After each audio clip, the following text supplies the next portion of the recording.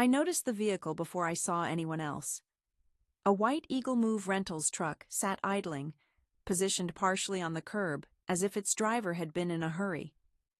The rear of the truck gaped open, revealing crib parts stacked alongside boxes stamped with Little Sprouts Haven. Nearby, I recognized the silver sedan as my parents' car. Parked next to it was the battered Honda owned by Hudson Williams. I decided not to exit my own car. Instead, I stayed put with both hands gripping the steering wheel. My mother, Lillian Sanders, was visible as she paced anxiously in front of the entryway to my building. Lillian was speaking into her phone and nodding far too eagerly. I lowered my window just a bit. She assured the person on the call, "The locksmith is supposed to arrive any second now." Julia gave us her approval, but she didn't hand over the key. Julia? Clearly, she wasn't referring to Samantha. Carefully, I stepped out, grabbed my phone from my jacket pocket, and called Summit City Emergency Services, trying to keep my hands from shaking.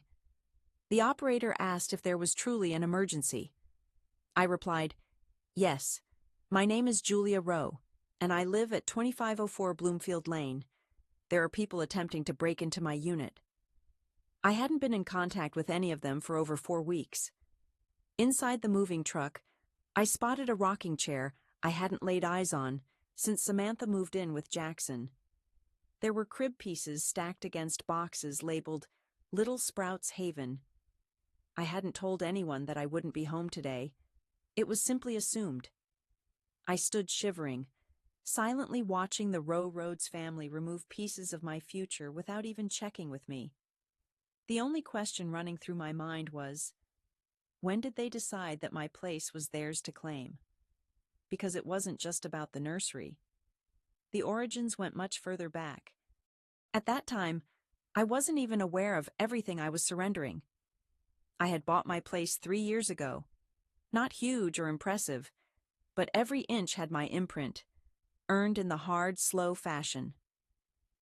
After graduating from Westbridge University, I settled into a studio apartment above a dry cleaner. In the summer, the walls became clammy, while in winter they felt icy cold. My groceries were crammed inside a mini refrigerator, and my clothes were stored in containers beneath my bed. The main appeal was affordability, and that's why I chose it. During the day, I worked for a marketing agency, then spent my nights taking on freelance copywriting jobs. I turned down dinner invitations. I missed out on holidays. I passed on girls' getaways, birthday parties, and spontaneous weekend trips. Most of my meals consisted of canned soup and oatmeal. Each full-time payout went straight into my savings account, and I made do with whatever I earned from freelancing. When I reached my 8th year, I had managed to save enough for a house down payment. I wept as I signed those mortgage documents, not because I was anxious, but because, for the first time as an adult, it truly felt like something was finally mine. I live in a 3-bedroom, situated in a peaceful neighborhood. It's nothing fancy, just brick exteriors, windows facing north, and a small balcony that catches plenty of sunlight during the spring months. I transformed the 3rd room into my workspace at home. My job is hybrid. I spend 4 days remote and 3 in the office, and having that room helped me stay grounded during pandemic fatigue and cost-cutting job cuts. My parents, Lillian Sanders and Walter Sanders, visited once. My mother moved through the space as though she was evaluating its contents. My father knocked on a couple of walls and remarked that it had sturdy construction. After that, they didn't have much to say. There were no congratulations or any visible reaction. Later, they told me they thought I was rushing into buying a home. But my decision wasn't about proving anything to anyone. I went through with it because I was tired of needing approval just to feel secure. Every part of it was mine. The coffee stain left on my nightstand, the faint mark where my desk chair rubbed. These small remnants lingered. The scent of pine cleaner mingled with lavender had become a part of me, settling over every inch of the floor. That's what they tried to steal. More than just a room, but the one place in my world I never had to fight to keep. My sister, Samantha, Sam Rhodes, and I spent our childhood under the same roof, though it rarely seemed like we belonged to the same family. Samantha was always more gentle, with wild curls, theatrical flair, and endlessly cherished. I, on the other hand, was more reserved and had a sharper demeanor. I consistently finished my schoolwork, never forgot to feed our dog, and even started making my own lunches by 6th grade. Samantha once went to school shoeless, and our parents personally delivered her shoes, carefully wrapped in a towel as if she were Cinderella herself. It hadn't been obvious in the beginning, just subtle favors that slowly added up over time. Samantha was given the larger bedroom, while I ended up with her used furniture. If an argument broke out between us, I was always the one expected to be mature and let it go. If she started to cry, I was instructed to let her have her way, but only for this occasion. Early on, I figured out that staying useful helped me avoid any trouble. By the time I entered high school, the distance between us had grown. I was busy filling out scholarship forms while Samantha was sneaking out with boys who never stuck around for long. She left Westbridge University during her second semester, made another attempt 8 months later, and dropped out again before finals. I watched her bounce between a dozen jobs, from serving coffee and working in boutiques to a stint at a yoga studio she never enjoyed. Nothing ever lasted, though somehow she always managed to land on her feet. Our parents, especially Lillian, had a particular way of justifying it. She's still searching for herself. She's artistic. The world just isn't made for girls like her. And maybe there was something to that. Still, it didn't break the cycle. Whenever something in Samantha's life collapsed, my family would rescue her, while I just kept going. When Samantha revealed she was expecting, nobody blinked. She was 12 weeks pregnant, barely starting to show, yet my mother, Lillian Sanders, looked as if she'd just hit the jackpot. My father, Walter Sanders, raised his glass during dinner to make a toast. "To new beginnings," he said, as Jackson Ortiz took his place next to me, silent but wearing a satisfied smile, as if he'd just cracked a crossword. Everyone was elated. It would be my parents' very first grandchild, their shot at a fresh start. Samantha Rhodes was glowing. I handed her a tiny pair of socks for a newborn, neatly wrapped in tissue paper. She responded with a quick, "Cute," and moved on. I put on a smile. Smiling comes naturally to me, though deep down it felt as though something inside me subtly gave way, like a seam popping where a cloth has been held taut for too long. This all happened on a Saturday. We had gathered around the dining room table at my parents' house. Samantha was describing her morning sickness as if it were an accomplishment.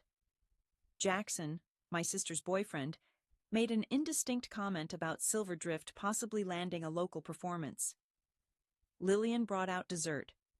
Then, just as I went to grab my coffee, my mother turned to me and said, "There's something we have to discuss about your apartment." I assumed she was referring to the area, perhaps curious about what the neighborhood was like or whether it got noisy at night. But instead, she actually meant the place itself. "It's a wonderful apartment," she continued. "The setup is ideal. There's loads of natural light and it's near the park." Walter Sanders nodded in agreement, as if I were presenting a sales pitch. "Babies need room. A nursery. You're living by yourself, Julia. It's not like you require a 3-bedroom. I stared back in surprise. "I do need 2 bedrooms, I replied. "One of them is for my office." Lillian just kept smiling, as if she hadn't really heard what I'd said. "Samantha and Jackson are really cramped in their place. That tiny 1-bedroom won't do at all once the baby's here." Jackson just kept eating like nothing was out of the ordinary. Samantha stayed quiet, gently touching her belly, as if it held significance beyond 14 weeks should. "Are you asking if I should let them move in?" I asked. They didn't flinch. Walter merely gave a nonchalant shrug. It's only making sense, he said. You could always look for a place that's a bit smaller. That would even lower what you pay each month. It's not a rental, I clarified. Consider it like this. We're family, and that's how we support one another, Lillian said. And in the future, when I have children, Samantha will be there for me the same way. Samantha gave a faint closed-mouth smile. She stayed silent, just gazing at me as if everything was already settled. I placed my mug of coffee down. My voice didn't rise. There was no shouting, just a firm tone. That was the moment my mother's eyes filled with tears. I only thought, given everything my sister's facing right now, Walter added, it's really about relationships, not just the house. Then, for the first time all night, Samantha finally spoke. Some people simply aren't destined to be worker ants. I got up and left the room. The messages began coming in that evening. There were links to articles on family principles, graphics comparing solo and family housing setups, and, seriously, a spreadsheet from Walter outlining the optimal square footage per person. Then calls started coming in from Lillian Sanders, from Selena Curtis, my Aunt Selena, and cousins I hadn't contacted in ages. Every voicemail echoed the same message. They told me I was acting selfishly. They accused me of making a pregnant woman houseless. They said I was letting the Rowe Rhodes family down. Not a single person bothered to ask my reasons for turning them down. The thing about the Rowe Rhodes family is that they don't raise their voices. Their method is to nudge, to insinuate, to wrap guilt so softly it masquerades as affection. During the following week, I felt like I was treated as an obstacle needing to be fixed. Lillian began sending daily texts, sisterhood mantras, videos of cooing infants, and even a picture of Sam's baby bump, which honestly just looked like bloating. She's positively radiant, Lillian wrote to me. This child deserves stability. Walter Sanders emailed me a detailed spreadsheet outlining exactly how much I could save if I moved into a studio apartment on the other side of the city. Walter had coded the sections by color and even titled one section, Emotional ROI. Samantha shared a post on Chatterley. Some people simply don't get it. It truly requires a whole community. I'm so thankful for those who actually do. I chose not to respond, but my Aunt Selena Curtis did. 3 of my cousins also added their voices. The replies quickly became a string of barely disguised criticisms aimed at me. Children really do reveal who's truly giving. Certain people seemed to forget who comforted them through the flu when they were 5. I began to dread checking my phone. Every notification felt like an incoming threat. I tried to clarify that Samantha wasn't without a place to go. She was staying with her boyfriend in a stable apartment. I was working remotely, and I couldn't just ignore my mortgage. No one seemed to take that in. Or perhaps they had, and simply decided to craft their own narrative. In their version, I was cast as the antagonist. The hardest blow wasn't the outside expectation. It was realizing they felt free to offer me up without even asking. None of them suggested letting Samantha move in with them. They didn't offer a loan or help us find a larger place to rent. It was always my apartment, my sanctuary, my existence, that had to be shifted because I was the one who always figured out a solution. I never hesitated to agree. I was trusted, resilient, the person who found answers while Samantha fell apart. For the first time, I began to wonder if being reliable simply meant I was easy to cast aside. I collected all the evidence I had, screenshots, saved voicemails, and brought them with me to counseling. My therapist regarded me thoughtfully and said, "You deserve a door that can only be opened from your side." That phrase lingered with me for several days, because ultimately, that's all I ever longed for. A home with no strings attached, a life free from having to ask for approval. I thought that maybe having a face-to-face conversation might make a difference. With that in mind, I reached out to everyone: Lillian Sanders, Walter Sanders, Samantha, and Jackson Ortiz to come to my place for lunch that Saturday. My goal was to keep things relaxed, providing neutral ground for everyone. To make things a little warmer, I prepared pasta salad using my mother's recipe. They ended up arriving 45 minutes ahead of schedule. I was still dicing basil when the sound of my door unlocking reached me. Lillian still had a spare key from back when I initially moved in. Retrieving it had simply never crossed my mind, but that was going to change now. Lillian walked in as though she'd always lived there. Walter Sanders came in after her, carrying a bag for his laptop. Then Samantha, Sam Rhodes, appeared, once more rubbing her belly. After that came Jackson. Then, unexpectedly, Selena Curtis and her husband, Harvey Curtis, walked through the door. I hadn't put them on the guest list. When I asked why they were there, Lillian replied, "We just thought it might be helpful to have the Rowe Rhodes family here to keep the conversation on track." Jackson dropped onto my sofa and grabbed my next-gen console controller as if it belonged to him. Samantha, Sam, began wandering around the apartment slowly, as if she were a realtor inspecting a new property listing. I kept quiet and didn't say a word. Walter set up his laptop on the dining table. I assembled a brief slideshow, outlining a few thoughts on making the most of our space. The reasoning behind it all was solid. Lillian started reorganizing my spice collection. I told everyone to take a seat, though Selena managed to claim a chair before I could finish. "We're gathered here out of love," I said, "and because, as a family, sometimes we do things that aren't simple." After that, the speeches began. Walter talked about what it means for me to give something up. Selena spoke about my generation's sense of responsibility. Samantha shared her struggles with morning sickness. Jackson brought up that Silver Drift might need a garage for us to rehearse. There's no garage in my building. I held back and listened patiently. When my moment came, I spoke in a low voice. I explained that I understood why they were worried. I wasn't without feelings. I cared deeply about my sister. Still, I reminded them this apartment belonged to me, not to the entire Rowe Rhodes family. I offered to help Samantha Rhodes find a different apartment. I even mentioned that I would be willing to contribute toward the deposit, up to $250. Samantha stood up from the couch. "I just need to check one thing," she said, and headed into my bedroom. I followed her. She was inside my closet, using her phone's flashlight to examine the walls. "This would work wonderfully for Little Sprouts Haven," she commented. "The closet's spacious enough to fit a changing table." "What's going on?" I asked. "I'm just thinking ahead.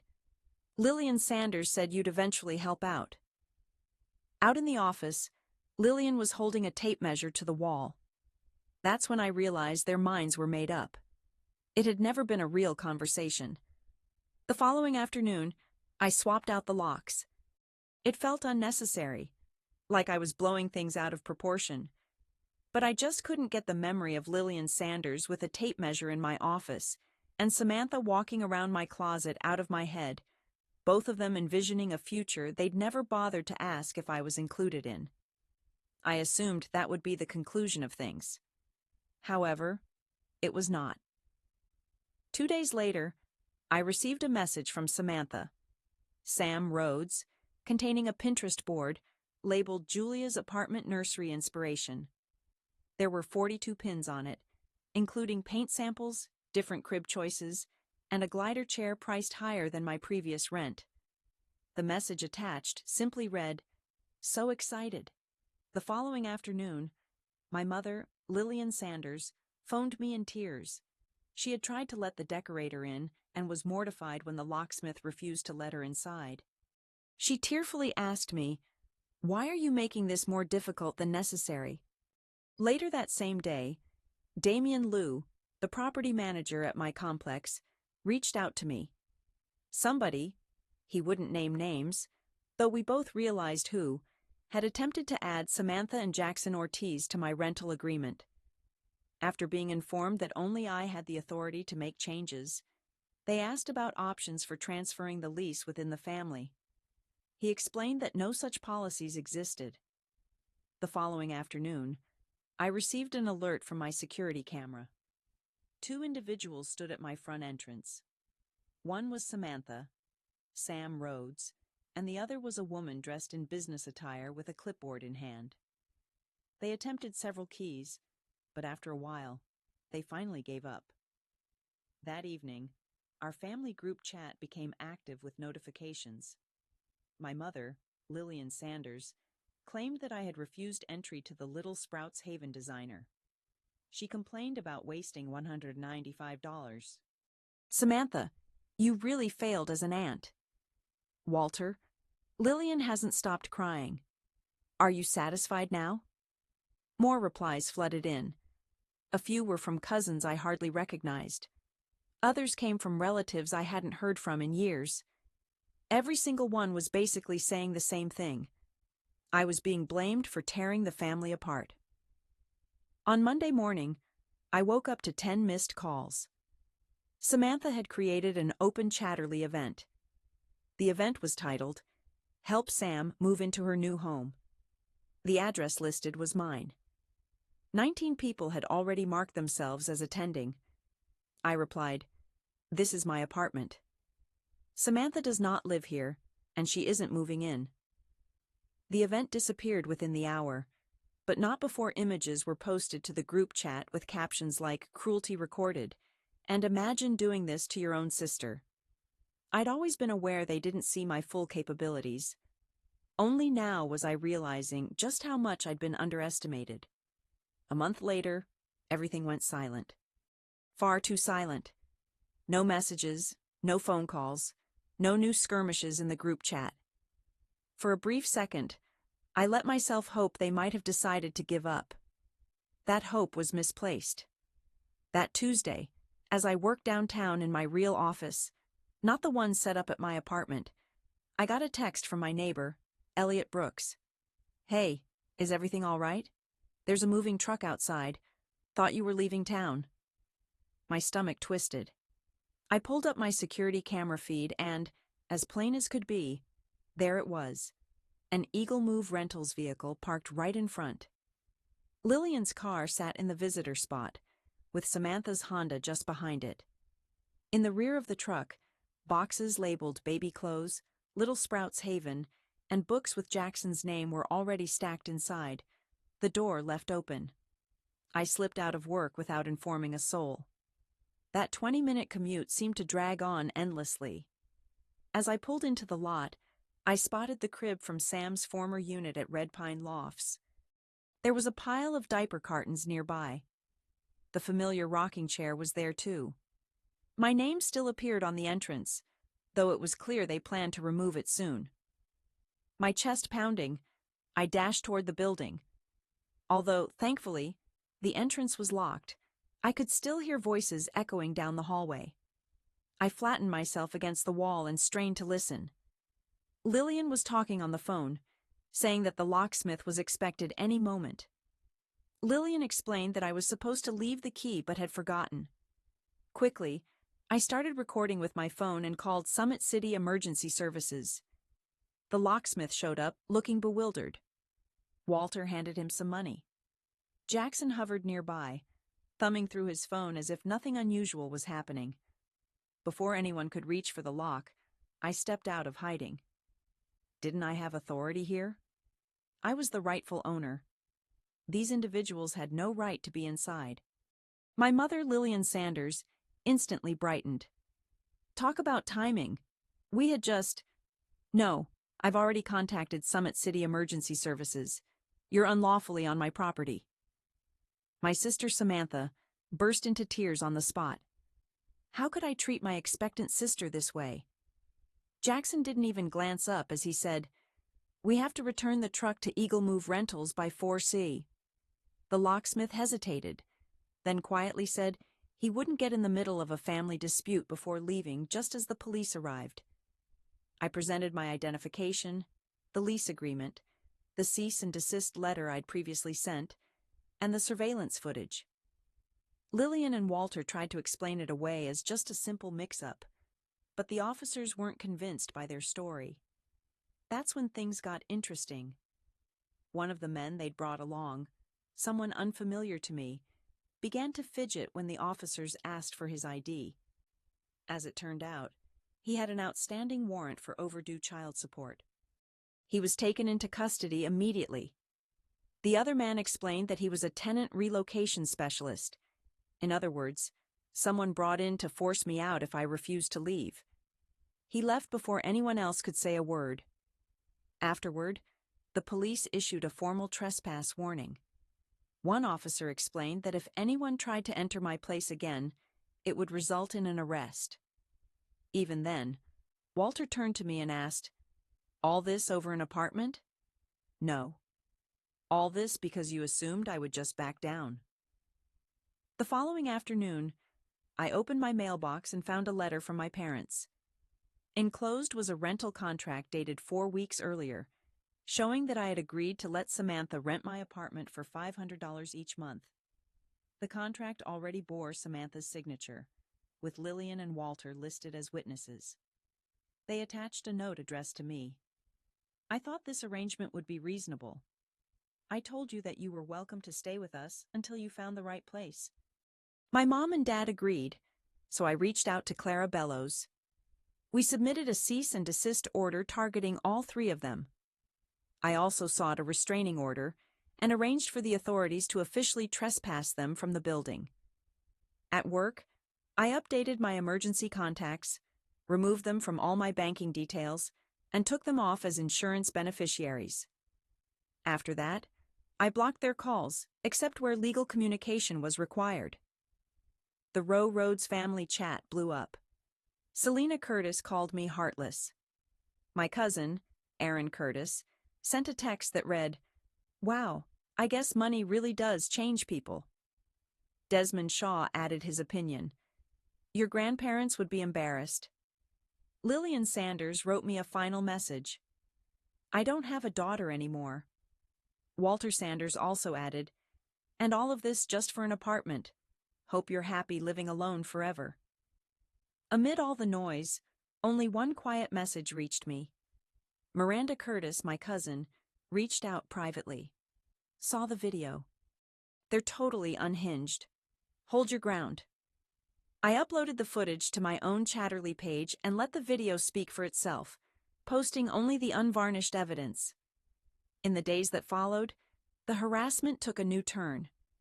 They arranged for 4 food deliveries I never ordered to be sent to my address. My phone number appeared on a Craigslist ad advertising a free next-gen console. Suddenly, I was overwhelmed by countless unwanted newsletter subscriptions. I also received calls from 3 locksmiths about a lockout service I had not requested. After that, I was hit with a lawsuit. A certified letter from their attorney arrived in my mailbox. The Rowe Rhodes family had decided to sue me for emotional distress, breach of an oral agreement, and damages related to unlawful eviction, as well as compensation for Eagle Move rentals fees and storage expenses. They were demanding $13,500 in possession of the apartment. Clara Bellows, my lawyer, let out a genuine laugh when she read the suit. She honestly found it hilarious. Clara responded by filing a countersuit accusing them of attempted fraud, harassment, unauthorized entry, and slander. During the process of discovery, the entire scheme came to light. Text message conversations between Samantha and Patricia Ortiz, which were obtained through a subpoena in connection with the fraud allegations, detailed their entire strategy. Their plan was to move in, let me continue handling the mortgage payments, stop contributing financially after the baby was born, and claim that I had no right to evict a family with a young child. Eventually, they intended to take over the apartment for themselves entirely. Samantha, Sam, Rhodes even messaged me, "Once we're in for a year, squatters' rights kick in." I checked the facts myself, though they never bothered to. Still, that's not how things work in Virginia. The case was dismissed 5 weeks after filing. The judge described it as unfounded and an obvious waste of court resources. Their attorney, An unfortunate soul likely yearning for a peaceful retirement apologized to my lawyer, Clara Bellows, outside the courtroom. He had tried to persuade them not to pursue it, but my mother, Lillian Sanders, and my father, Walter Sanders, refused to back down, just not in the way they expected. My countersuit progressed. Evidence was on my side: the text messages, security footage, and the fake rental contract. We also had statements from Patricia Ortiz and an exact timeline to corroborate everything. The harassment was undeniable. All the phone calls, texts, unwanted meal drop-offs, and attempts by locksmiths made it obvious. Trespassing charges remained, even without a technical break-in. Fraud was next on the list, the crowning moment.